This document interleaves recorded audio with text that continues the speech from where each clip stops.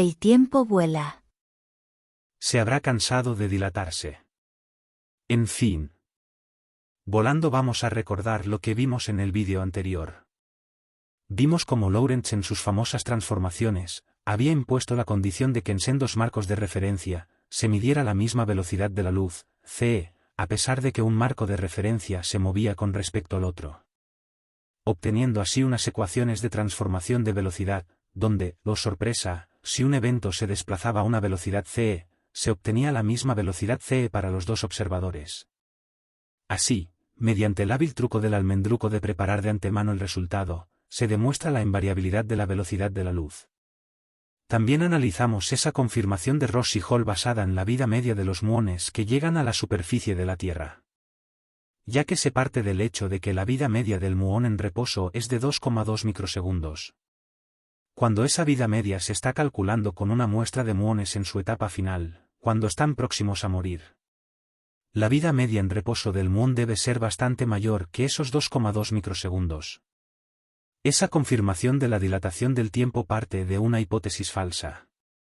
Antes de confirmar nada, basándose en fantasías, como la de ampliar la vida de las cosas, deberían haberse analizado las causas con más rigor. Y ya que hablamos de rigor y de partículas, vamos a ver otra de las sinrazones divulgadas, acerca de los aceleradores de partículas, y del motivo por el que no es posible alcanzar una velocidad mayor que la de la luz. Como tiene que ver con la afirmación relativista, de que la velocidad de la luz es una velocidad límite, me parece oportuno abordarla.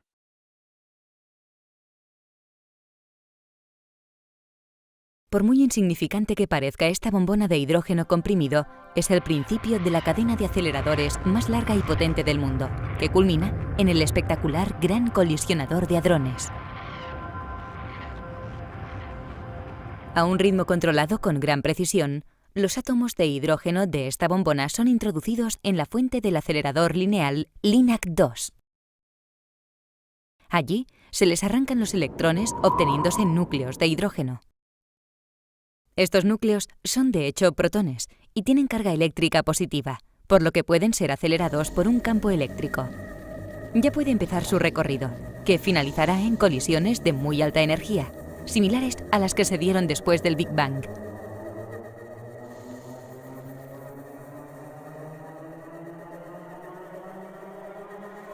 Cuando este paquete de protones abandone el LINAC-2, su velocidad será igual a la tercera parte de la velocidad de la luz. Está a punto de entrar en el booster, un pequeño acelerador circular. Para maximizar la intensidad del haz, el paquete es dividido en 4, uno para cada anillo del booster. Aquí ya no es práctico acelerar los paquetes en línea recta, por esto el booster es circular. Su circunferencia es de 157 metros. Para acelerar los paquetes se les hace dar múltiples vueltas. Ahora el campo eléctrico es pulsado. Esto significa que se aplica de forma similar a cómo se columpia un niño, empujándolo cada vez que llega a cierto punto. Unos imanes ejercen sobre los protones que pasan una fuerza perpendicular a su movimiento. Se utilizan imanes eléctricos extraordinariamente potentes, que curvan el haz de protones guiándolo a lo largo de la circunferencia. El booster acelera los protones hasta el 91,6% de la velocidad de la luz y los acerca unos a otros, haciendo que el paquete sea cada vez más compacto. Después de recombinar los paquetes de los 4 anillos, el paquete resultante es dirigido hacia el sincrotrón de protones. Sigamos 2 de estos paquetes de protones. El sincrotrón de protones mide 628 metros de circunferencia. Los protones circulan en su interior durante 1,2 segundos, hasta alcanzar una velocidad superior al 99,9% de la velocidad de la luz. Es allí donde se alcanza el punto de transición, un punto en que la energía que el campo eléctrico pulsante aporta a los protones ya no puede traducirse en un aumento de la velocidad, porque los protones ya se mueven casi a la velocidad de la luz. Los protones son ahora 25 veces más pesados que cuando estaban quietos. Ahora los paquetes de protones son canalizados hacia la cuarta fase, el supersincrotrón de protones o SPS. Se trata de un anillo enorme de 7 kilómetros de circunferencia, diseñado especialmente para aceptar protones a esta energía y aumentarla hasta 450 gigaelectronvoltios. Pronto los paquetes de protones tendrán energía suficiente como para poder ser lanzados hacia la órbita del gigantesco Gran Colisionador de Hadrones, o LHC, situado entre la Sierra del Jura y los Alpes, a caballo entre Francia y Suiza. El LHC se ha construido bajo tierra, a una gran profundidad. Tiene una circunferencia de 27 kilómetros. En el interior del LHC hay 2 tubos en los que se ha hecho el vacío, por los cuales circulan haces de protones en sentido opuesto. Usando dispositivos extremadamente sofisticados para sincronizar los paquetes que entran con los que ya se encuentran en circulación, un tubo de vacío inyecta al LHC protones que circularán en el sentido de las agujas del reloj y otro protones que lo harán en sentido opuesto. Los haces se cruzan dentro de los núcleos de 4 detectores, donde se los hace colisionar. La energía de la colisión es el doble de la de cada uno de los protones opuestos, y son los residuos de estas colisiones los que se registran en los detectores. El SPS inyecta protones durante media hora. Al final hay 2.808 paquetes. Durante todo este rato, el LHC va aportando todavía más energía a los protones, cuya velocidad es ya tan cercana a la de la luz que dan más de 11.000 vueltas a lo largo del anillo de 27 kilómetros por segundo. En cada vuelta, su energía aumenta ligeramente.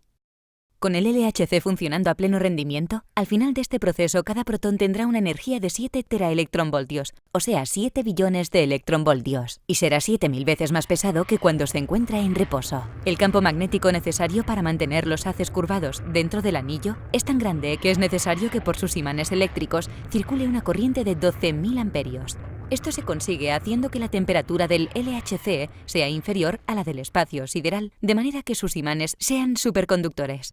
Ahora los protones ya están preparados para colisionar dentro de los detectores, y un imán los guía a lo largo del recorrido hasta hacerlos chocar.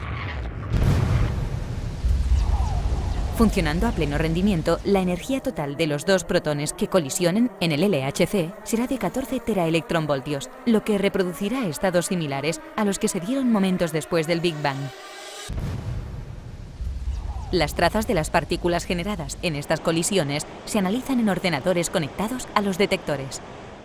Se espera que el análisis de estas trazas nos ayude a entender mejor el nacimiento de nuestro universo, su evolución, las leyes que gobiernan su comportamiento y cómo evolucionará en el futuro.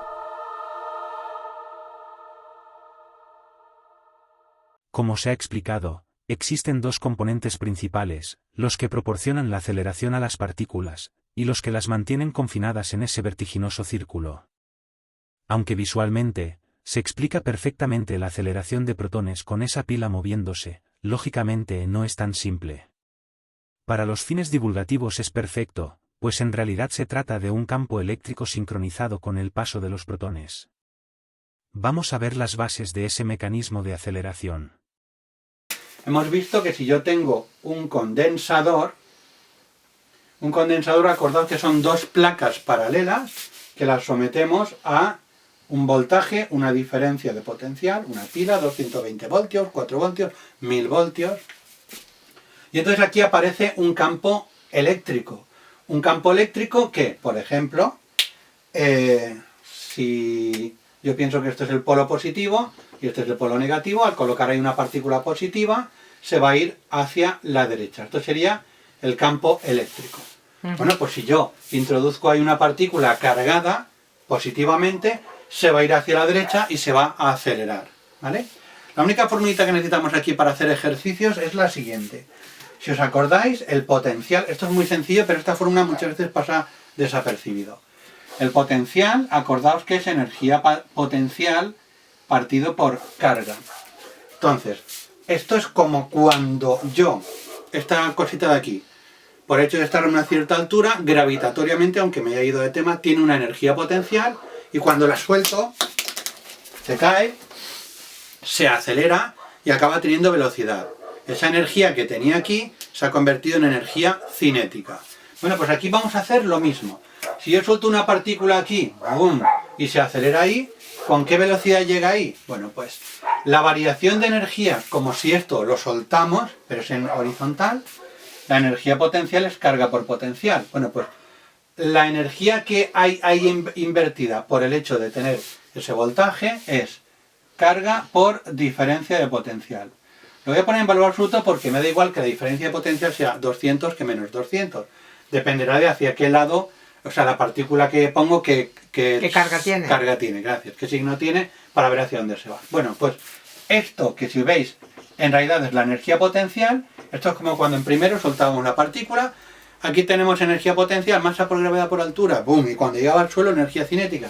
Aquí en vez de llegar al suelo, ¡pum!, llega a la otra placa y se ha convertido esta energía potencial en energía cinética. Un medio de la masa por la velocidad al cuadrado. Y así es como aceleramos una partícula. Ten en cuenta que hablamos de partículas con una masa muy pequeña, con lo cual van a alcanzar bastante velocidad, ¿vale? Claro, si le quiero dar más velocidad, lo que hago es construir un acelerador lineal. Vamos a ver por qué. Yo coloco aquí unas placas, por ejemplo, la positiva y la negativa. Aquí introduzco una partícula positiva y esa partícula cargada positivamente, por ejemplo un protón, brum, se acelera, ¿vale?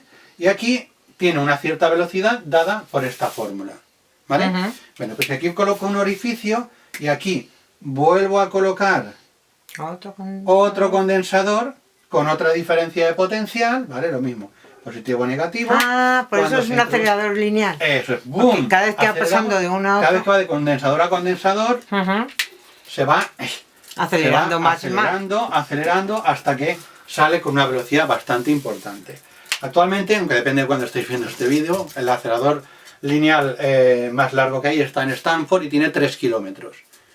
Es decir, no cabe en una casa muy larga, ¿vale? Puedes estornudar, mujer, ellos en clase estornudan. Esto sería un acelerador lineal, ¿vale? El acelerador lineal, pues, a ver, no vamos a entrar en problemas técnicos, para eso están los ingenieros, ¿vale? Tipo de problemas que aquí lo estamos viendo muy por encima.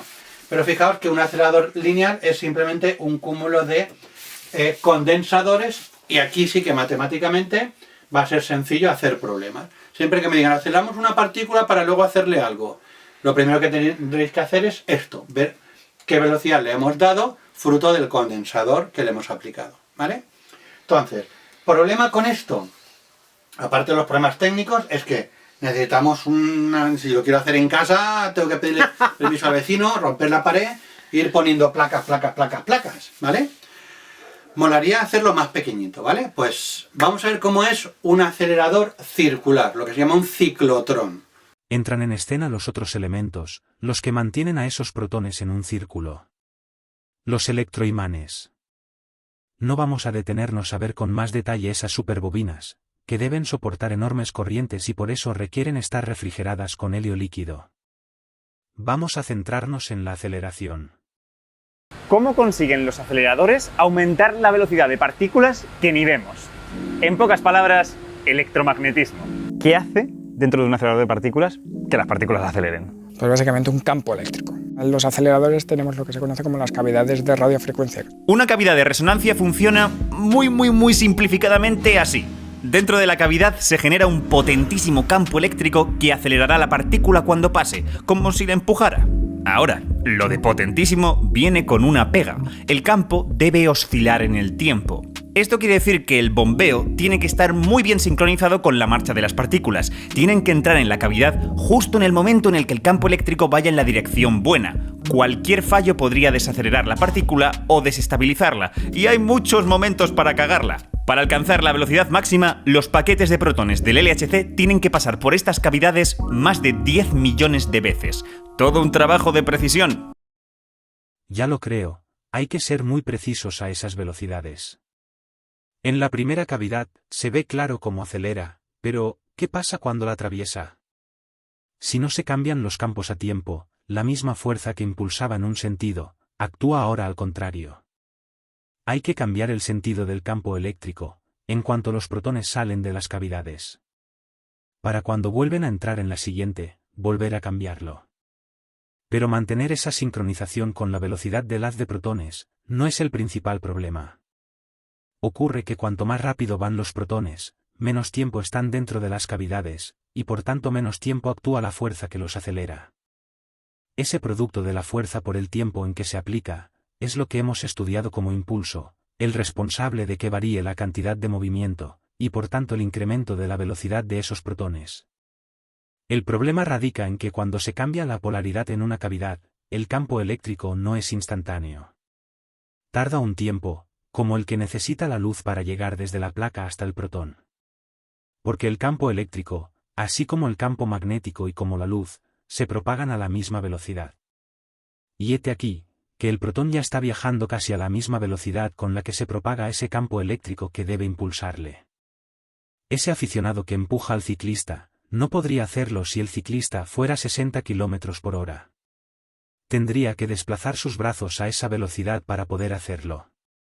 Y ese es el mismo motivo, por el que no se pueden acelerar los protones más allá de la velocidad de la luz. No tenemos una forma más rápida de comunicar una fuerza que la propia velocidad de la luz. Porque ese tiempo en el que podemos aplicar el impulso, es cada vez menor. Si queremos seguir acelerando en la misma medida, no queda otra que aumentar esa fuerza en la misma proporción en que el tiempo disminuye. Así que los campos eléctricos que se aplican, son enormes, de forma que puedan seguir empujando al protón en el corto espacio de tiempo que el campo les alcanza. Si los protones llegaran a tener la velocidad de la luz, ese intervalo de tiempo sería cero. No habría posibilidad ninguna de aceleración. Pero el hecho de que no seamos capaces de imprimir una velocidad mayor que la de la luz, no implica que no existan velocidades superiores. Y lo vamos a ver, como ejemplo, en el funcionamiento del acelerador de partículas. Ahí tenemos a los protones en el LHC del CERN, girando a una velocidad algo mayor de 0,9 la velocidad de la luz, unos en un sentido y otros en el contrario. ¿Alguien podría decirme, cuál es la velocidad relativa entre los dos haces de protones? ¿A qué velocidad se van acercando para cruzarse? Asumiendo que la velocidad de cada haz de protones es c. ¿Cuál es la velocidad con la que cada haz ve acercarse al otro? ¿O con la que se alejan uno del otro, cuando se han cruzado? Es obvio que la velocidad con que se ven acercarse o alejarse es el doble de su velocidad. Gracias, Galileo, no esperaba oír otra cosa de ti. ¿Pero qué me dirían Lorentz o Einstein? Si consideramos que el haz rojo está en el sistema de referencia O, y el sistema de referencia O' es el del observador en el punto en que se han cruzado. El haz rojo vería al observador en O' alejarse a la velocidad c. Según mis ecuaciones de transformación, el haz rojo ve alejarse al haz azul a la misma velocidad c. Y lo mismo vería al acercarse, solo que los signos serían negativos. Para los haces de protones, el tiempo se ha parado. Se encuentran en todas las vueltas en el mismo instante que se encontraron en la primera. No tiene sentido ninguna medición, se ven a la misma velocidad, la máxima posible. Gracias a ambos, aunque supongo que entonces no os explicaréis para qué ese segundo anillo, si vaya a la velocidad que vaya, siempre se van a acercar a la misma velocidad, c. ¿Para qué acelerar ese otro haz de protones? Duplicar un anillo a lo tonto, si siempre van a chocar con la misma velocidad de acercamiento, c. Bastaría con sacar el otro haz de protones en reposo cuando quisiera que chocaran. Estos físicos de partículas, ¿en qué estarían pensando? Pero hay que dilucidar cuál de los tres tiene razón, ¿no? ¿Qué vería un operador en el centro de control del CERN? Pues ese observador es capaz de medir el tiempo que tarda un haz en dar una vuelta completa, a ese tiempo lo llamamos t. Pero ese observador también ve que ambos se cruzan 2 veces en cada vuelta. Es decir, que se cruzan cada medio t. Cuando empezó a contar el tiempo, la distancia por recorrer para ambos hasta encontrarse era la longitud del círculo L, cuando se encuentran la han recorrido completamente, pero han invertido la mitad del tiempo t. No queda más narices que admitir que se acercan a una velocidad doble de la que tienen cada cual. Pero aunque no lo dedujera un observador en reposo, desde los marcos de referencia de cada haz de protones, se deduce también que la velocidad de acercamiento es el doble de la velocidad propia. Basta con saber que el número de encuentros por segundo es el doble que el de vueltas por segundo. Si además se conoce que ambos realizan el mismo recorrido, no queda otro remedio que asumir que la velocidad de acercamiento es el doble que la que se utiliza en dar la vuelta completa. Galileo tenía razón. Sí, y ya dejamos de hablar de partículas. No sin despedirlas con un poco de humor. Muchas gracias, de verdad, muchísimas gracias, muy buenas noches. Uy, chica, de verdad, ¿eh?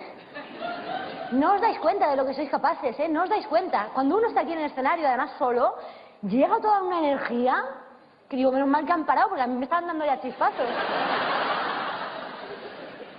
Os voy a poner, para el próximo día, os voy a poner unos electrodos en las nalgas y toda esta energía sobrante va para red eléctrica, nos forramos. Madre mía, este teatro ahora mismo es como un acelerador de partículas con moqueta. ¡Qué gloria! Todos sabéis lo que es, para qué sirve, ¿no? Un acelerador de partículas.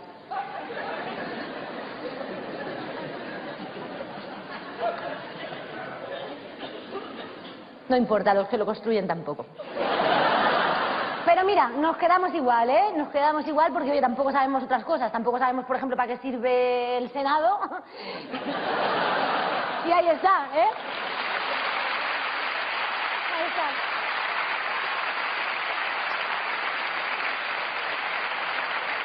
Ahí está el Senado.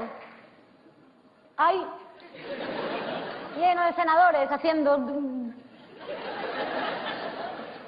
los cuadros de nudos marineros o... Yo qué sé, ¿qué hacen los senadores? Cenan, pues eso. Cenando. De todas formas, a mí me desagrada porque hay mucha gente que critica los aceleradores de partículas. Gente melindrosa. Es que son caros, es que cuestan una millonada. Bueno, que son muy peligrosos. Es que se puede crear un agujero negro de antimateria que destruya todo el universo. Bueno, ¿y qué? ¿Qué te vas a quedar tú ahí solo? Que se ha destruido el universo, pues si no se lo puedes contar a nadie, ¿qué verdad? Son minucias, y además os estáis olvidando de lo más importante, que mi cuñado trabaja en uno. Y yo para mi familia política solo quiero bondad. Me indigna, de verdad, ¿eh? Me indigna, mira, me indigna.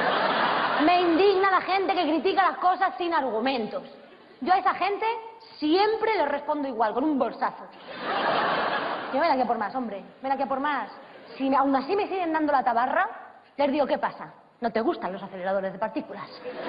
¿A ti no te gustan los aceleradores de partículas? ¿Qué quieres? ¿Que nos vayamos otra vez a vivir a las cavernas? ¿Ah? ¿Sin ordenadores, sin vacunas, sin planchas para el pelo? Uy, se callan, claro. No, se callan porque saben que te llevo razón. Saben que llevo razón y saben que soy muy flamenca y que llevo el yunque para el martinete en el bolso. Me molesta profundamente la gente que está en contra de los avances científicos. ¿No se dan cuenta de lo importante que es el avance científico, coño, si son los pilares de nuestra civilización?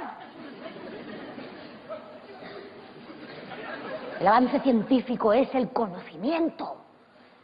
Nos ayuda a saber quiénes somos, de dónde venimos, a dónde vamos, por qué hay tantos canales en la TDT. Que vale, son preguntas que quizá no tengan respuesta, pero todos nos hacemos. ¿Por qué? Porque no solo de pan vive el hombre.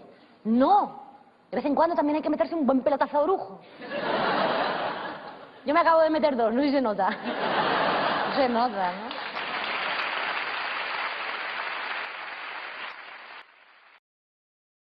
Se me ha pasado el tiempo volando. Chao.